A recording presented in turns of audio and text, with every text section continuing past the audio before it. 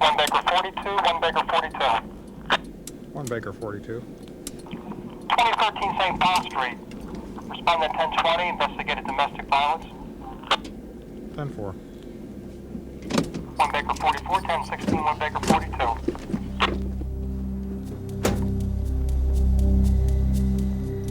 42. Right in midstream, as he was beating me, as I was sliding down my refrigerator, something inside me was like, I want to live.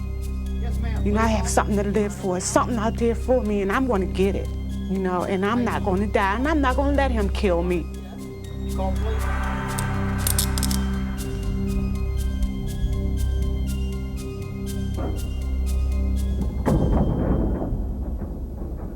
Hey, Baker 35. 1905 McHenry Street. Investigate a domestic disturbance at 1020.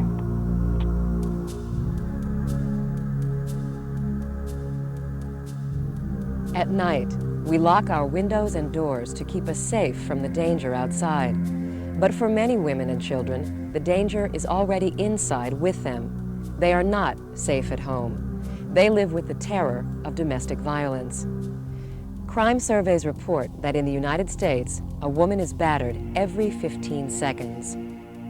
Because domestic violence strikes so frequently, it's no surprise that it often leads to murder.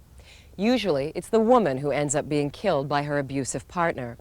But when it's a battered woman who kills or attempts to kill her abusive partner, chances are her act of violence is part of a terrible syndrome that all battered women experience. It's called the battered woman syndrome. In a battering relationship, there is a cycle of violence that is repeated in an ever-escalating manner. The battered woman syndrome explains the effects of this cycle on a woman's psyche. It shows how mental, physical, and sexual abuse can trap a woman in a terrifying relationship. And at the deepest part of that trap, she reaches a point where she believes, rightly or wrongly, that to protect herself or her children, she must kill her abuser. Most women who are battered describe the relationship as though they got into quicksand before they knew it. Lenore Walker is a psychologist and a leading authority on domestic violence. She has researched and documented the battered woman syndrome and testified around the country as an expert witness for dozens of battered women who have killed their abusive partners. Most relationships that turn into battering relationships start off a little bit more nurturing and a little bit more loving than a normal relationship even. There's an intensity to it that people don't recognize right away, but it's positive. The man calls them a lot, he brings them flowers, he's nice to them. It's the good part of the relationship, and that period of time where it's really that good tends to cement the relationship. It really bonds that couple together. He was really nice to me. Asked me things I like to do. And I told him I liked cycling, and he says, oh boy, you know, he was a cyclist himself. So I said, boy, that it was something in common. And just outdoor things. It was really fun in the beginning. And soon after we started dating, I had noticed that he was kind of possessive and he was very jealous. But I didn't really count it as out of the ordinary. It kind of flattered me, to be honest. I kind of thought, well, he loves me this much that he cares. He don't want me speaking to this one, or he don't want me going there without him. And I kind of thought that was really kind of nice. So I must have been something really special. And he had popped the question to me, look, you don't have to work. You know, I make enough money to take care of me and you know, and just quit your job. Oh, I was excited. That was every girl's dream. I'm 19 years old. Somebody tell me I don't have to work, and he's going to take care of me. I was like, girl, now I got 6 sisters. I'm like, girl, my boyfriend told me I don't have to work. He going to take care of me, so I don't have to go to work nowhere. Didn't know that he was in the process of putting me in his own little prison, my own little world. Our relationship started out real fine. There was no jealousy whatsoever. We did everything together. I got pregnant with our daughter, Jamie. Then 13 months later, our son was born. And that's when it started. When Stephen was born. And then all of a sudden there may be a little incident. Maybe a little push, a shove, a slap. He's angry. He tries to isolate her. He doesn't want her to see her friends. He's jealous of her family or other children if they're involved. She excuses it. And you know, that's part of what women are trained to do. Some of our sex role stereotyping teaches us to excuse men for that and to that kind of behavior and to try and forgive him and not pay attention to the little things so that you really can make a relationship work. And so then you ignore that and the next thing happens. And the next one may be a little bit worse. But again, you've got a lot of time invested in this relationship and you don't want to give it up at that point. And you think, if only I can be a little bit better, if I didn't do this wrong, or if I cooked him his favorite food, or if I kept the children cleaner or quieter or whatever, I didn't pick on him, or I didn't open up my mouth. I mean, most women are blamed for talking too much, and they blame themselves for those kinds of things. Then he won't hurt me. And it's that cycle that is reinforcing, because indeed, he at the same time is saying, I'll never do this again. I'm sorry, it got out of control, but if you do this and I do this, then it won't happen again. And you want to believe it. It started out first with the, verbal threats. Started out with a lot of the pushing and shoving me. And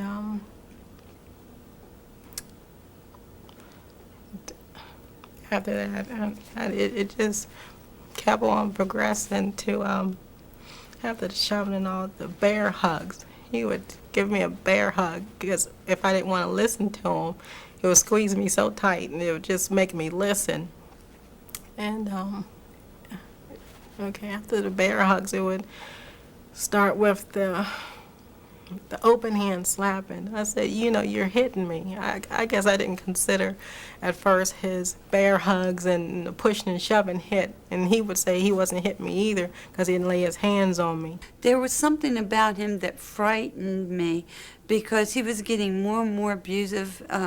He got more and more demanding, and he kept isolating me and isolating me. I couldn't talk to my family. I couldn't talk to my friends. Wherever I went, I had to be by his side. If we traveled in the car, I had to look at the floorboards. I couldn't look out the windows. I agreed. I quit my job and I stayed home, and I never had any friends. So with him keeping me within my apartment, one bedroom, one kitchen, one little like dining room and a den hooked in it together, I was really restricted to what I could do, where I could go, who I could see, who could come and see me. And I was like within our own little prison, within my own home. He was just really, he was jealous. I could not have no friends in the house. I didn't socialize with any of the neighbors except for maybe one or two, and even then, I had to wait until he wasn't at home. I would never go to the hospital. I would stay in my house since I was home all the time anyway. And I would just doctor on myself, heal myself, and he'd beat me up so bad and blacken both of my eyes at once. I knew he loved me, and I knew I loved him. And with loving him, whatever came with loving him, it was all right with me. He would hit me with anything. He would bite me all over. Pick up things and throw them at me and hit me with it. But I never went to the hospital for anything. It's too embarrassing. But I was so determined this was going to work if I would just stop and just make them happier. Change phone numbers, even move or act like he would want me to act. It would be better. One of the reasons why battered women can't defend themselves is because some of the abuse is so horrible that they can't talk about the abuse. Some of that is the horrible physical abuse that they feel awful about. But even more important is the sexual abuse. Battered women are often sexually abused in such humiliating and degrading ways that they can't talk about it except to an expert who's sensitive enough and understands the issues about marital rape. Women who are married often don't think that they're being raped by a husband, even though the sex can be terribly brutal and awful to experience. And it's been my experience that cases that result in a homicide have more sexual abuse in them than other kinds of battering cases. But then things started getting real bad because he started he started becoming very sexually abusive. Lewis was a very rough sexual man. He was kind of into kinky things. He liked people to cut him and things like that. I couldn't do those things. I just didn't like to just have sex in the daytime. I just rather for it to be dark. And he came home around about 12:30 or 1 o'clock, and he said, "Come on, I want some." I said, "I ain't giving you nothing. Get out of my face." So he, in so many ways, he took it, you know. So, and when I was in the bed, everything, the sheet, the pillow, everything was on the bed. But when I woke up, the only thing that was on the bed was the piece of sheet that I laid on, because everything else was off the bed. That's how violently he was screwing me. And when I woke up and when I looked around, I didn't see him. But I got up. The pillow was on the floor, wasn't nothing on the bed, but just a little piece of sheet that I was laying on. The rest of it was on the floor on my side. And when I woke up, I heard the chains on the door that you open to go out the door. I heard him going out the door. I jumped up, I said, "Randy." He said, "I thought I killed you." He said, "I slapped you, I twisted you, I banged you up and everything. I thought I killed you." And I stood up in the middle of the floor, buck naked, and I said, "So you was gonna leave me here for dead?" He had knocked me out unconscious and was going out the door. He just thought I was dead, but I came through. And then before you know it, as I said, it's quicksand. You're in it, and the woman is not able to get out, because the next thing he's saying is, if you think you can leave me with, I'm going to scar your face, I'm going to take the children away, I'm not going to give you any money, I'm going to kill you if you go. If I can't have you, no one can have you. And then you're really trapped in a battering relationship. He was choking me, and I hollered for my daughter. I said, "Jamie, call the police," and he put her down on the bed and started choking her. And that day, I promised to myself that I will never try to do anything to make him do anything like that again. He put the weapon up to my head and pulled the trigger, and I didn't know whether there was a bullet or not in the trigger. And that went on, like, you remember when they had the Iran prisoners over there and they were doing this crazy stuff? He was doing that to me, and it went on like, oh, maybe, I don't know, 6, 7 times before the baby was born. Sure, many people, they say, "Why don't you just leave?" But they don't understand. It's a sickness, really. Being in that type of situation, sometimes you're damned if you do leave, because he's going to come after you. That's a fact. And if you stay, you know what you're going to put up with. So sometimes it's like, I know what's going to happen to me. So when I leave, I don't know what he's going to do to me. Really, he's always looking behind your back. Many a times my husband told me, "If you leave me, you're going to look behind your back. You better watch out." And I believed him because I knew what he could do. I was 8 months pregnant when I called her. And I said, "Mom, I got to get out of here. There's something wrong in this house. And I can't take it anymore. I can't take him beating me. I can't take him kicking me. I can't take him throwing me up against the wall. I can't take him slapping me. I can't take him accusing me." The mental abuse was unreal. And I cannot do the things he wants me to do because some of them, Mom, are so outrageous that I can't see it. I need to get out. I need to come home. And she said, "I'm sorry. But what you need to do is you need to work it out. It's not that way. You need to stay there and work it out." And that's what made me determined to stay there and work it out. I stayed, and I tried all the harder. Whatever he said from then on, I did, without question, without more. I didn't care anymore. Whatever he wanted, I did it, trying to make it work. Because my mother had shut that door. She didn't realize at the time what she had done, I don't think. But she had closed my way out. Now, my work also looked at another aspect of psychological condition, and that's called the condition of learned helplessness. And that all fits together. When somebody develops learned helplessness, they lose the capacity to believe that what they do will really protect them, that their natural responses will make a response predictably that will be okay. And so they only will, if they're in danger, they will only do something that has the most prediction of working. And for a woman who ends up believing that she is about to be killed, or her children or somebody is about to be very seriously hurt or killed, if they also have developed learned helplessness, they will not choose to walk out the door, which they can't predict will be safe.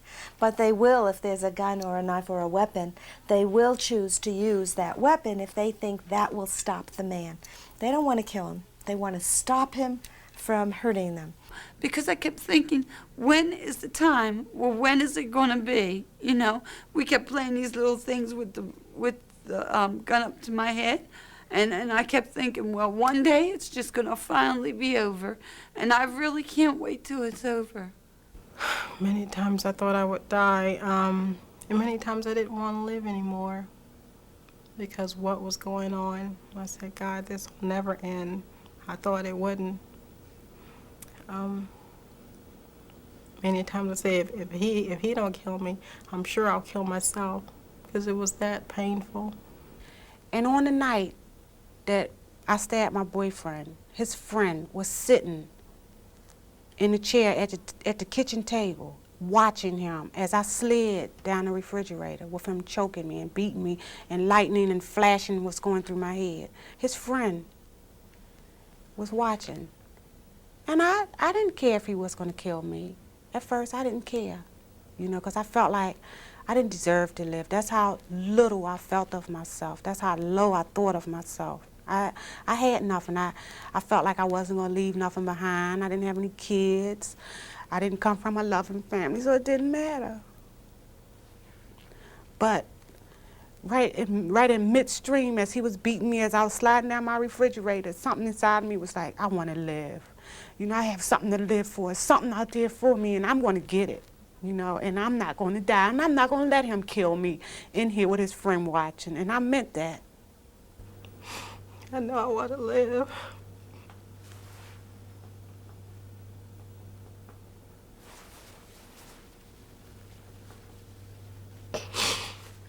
No, I don't want to die. I don't want to have anybody to beat on me or to threaten my life.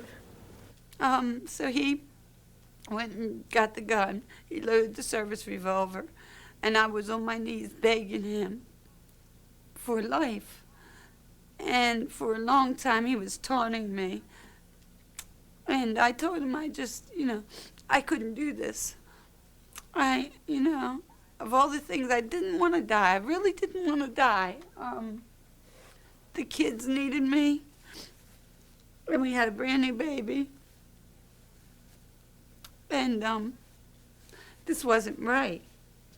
It had gone too far again. And he finally agreed with me. And I took the weapon down to the floor. I don't know how long. I don't know how long I begged him. But whatever happened, he put it down on the floor. And he went upstairs. Well, most women, at the point of an incident that results in the man's death, may have some memory loss. What happens is, during that period of time, is that they're so hyper alert, they're so vigilant for more cues of danger, that they try to stay alive and focus only on staying alive, and they don't remember a lot of the peripheral things that happen. It's an intense concentration and focus on one facet, and everything else sort of recedes into the background. My daughter, both of my children were there, and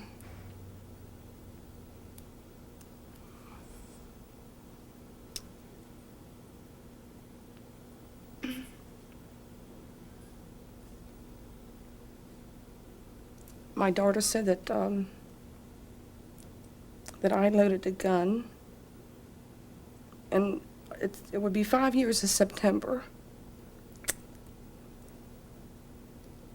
And I don't still remember loading that gun. And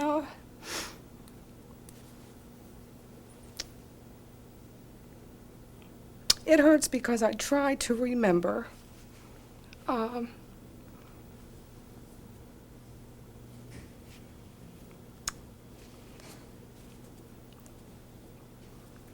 Then he was shot 6 times in the back. And both of my children seen it. I don't recall stabbing him no 22 times with no scissors. But he is just as responsible for where he is as I am for where I am, you know. I ain't do no more to him than what he was trying to do to me, because if I would not have protected myself against him, he was going to kill me. I didn't feel my hand pull the trigger. I don't remember shooting him. All I remember was handing him the weapon, him grabbing it, and I remember it going off. Well, as soon as that happened, that boom, I grabbed him, and he said, "Joy, I love you." And when he did, I put him on the floor. When I put him on the floor, I know this sounds nuts, but I went into an automatic response. I did CPR, mouth-to-mouth resuscitation. Then I ran downstairs, and I came back up, and I was all hyped up, and I was hysterical. I didn't know what to do, because at first I thought he was gone, but then my mind kept saying, "It'll be all right. He's all right. There's nothing wrong. Get a doctor. Do something." So then after a little while, I thought this was all happening very quickly. I thought, well, if he's not going to live, you don't want to live. And I picked up the weapon and I turned it on myself. And something said, you gotta, wait a minute, I get it. You got 2 children that you gotta take care of. And this is going to be okay. A battered woman kills her abuser. She's arrested, jailed, and charged with murder. For years, a battered woman who faced this situation in Maryland also faced a certain injustice. The law did not allow her to claim self-defense if she was the aggressor. And Maryland law considered her the aggressor unless she was being battered at the moment she killed. But in 1991, all that changed. The Public Justice Center, a group of volunteer lawyers working for social justice, joined forces with other advocacy groups to change the law, and they succeeded. Now, when a battered woman kills or attempts to kill her abuser in Maryland, she may claim self-defense at her trial, presenting evidence of her abuse and offering expert testimony on the battered woman syndrome. I think an expert witness is critical at this stage of development in a trial to help the jury or trier of fact understand what has happened to a battered woman, to give an opinion that this woman is a battered woman, and to also help explain to the jury why in her mind it was reasonable for her to perceive that she was in imminent danger. And imminent danger is not just immediate for a battered woman. We have to understand the danger that's in her heart and in her mind all the time. And that's the role of a good expert witness in a case such as this. With the new law, battered women in Maryland are getting more of the justice they deserve. The Public Justice Center in the House of Ruth petitioned Governor William Donald Schaefer on behalf of women imprisoned under the old law. As a result, 8 women had their sentences commuted and were freed from prison. But far too many women and their children remain trapped in abusive relationships. If that's you, you need to get help now, because the cycle of violence will continue. It will get worse. But there is hope. There is a way out. There are new laws, like the Civil Protection Order, to help you get the real support and protection you need. Lawyers, ministers, legislators, educators, and people in all walks of life are coming together to say with one voice that domestic violence will no longer be tolerated in our society. Join us.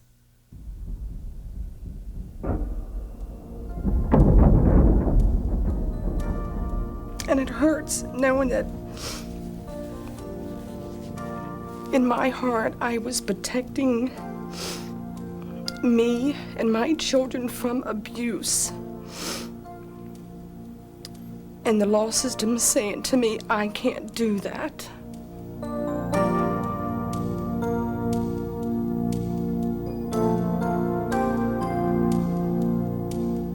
All I was trying to do was survive. And why can't the people that makes the decisions see that?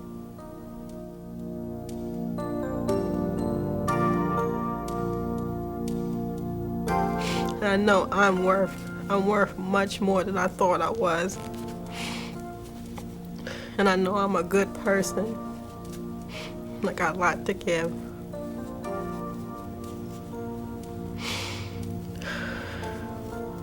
I know this doesn't have to happen to me. It doesn't have to happen to anybody else either. Because if I'm alive, I'm going to tell somebody that they don't have to go through what I went through. They don't have to die, or they don't have to be incarcerated either.